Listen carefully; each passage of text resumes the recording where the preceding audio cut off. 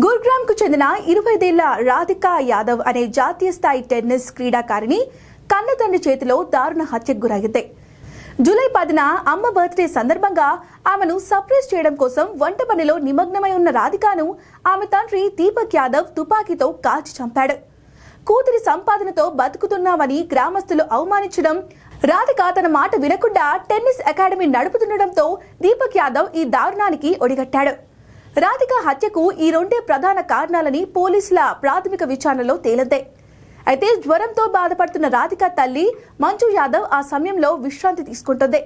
దీంతో ఏం జరిగిందో ఆమెకు తెలియదని పోలీసులు పేర్కొన్నారు. ప్రాథమిక సమాచారం ప్రకారం రాధిక తండ్రి ఆమెపై 5 రౌండ్ల కాల్పులు జరపగా 3 బుల్లెట్లు ఆమె శరీరంలోకి దూసుకెళ్లాయి. వెంటనే సమీపంలోని హాస్పిటల్ కు ఆమెను తరలించగా కాసేపటికే ఆమె చికిత్స పొందుతూ ప్రాణాలు విడిచింది. హాస్పిటల్ యాజమాన్యం ఈ ఘటన విషయంపై స్థానిక పోలీసులకు సమాచారం ఇచ్చింది. రాధిక తన తండ్రి ఇష్టానికి వ్యతిరేకంగా టెన్నిస్ అకాడమీని నడుపుతుందని తెలిపారు. నిందితుడు నేరం చేసినట్లు అంగీకరించాడని ఎస్ఐ చెప్పారు. పాల కోసం వజీరాబాద్ గ్రామానికి వెళ్లినప్పుడు కూతురి సంపాదనతో బతుకుతున్నామని జనం నన్ను హేళన చేసేవారు.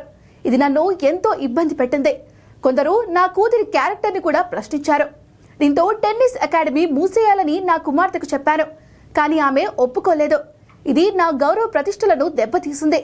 దీంతో నేను మానసిక ఒత్తిడికి లోనయ్యాను.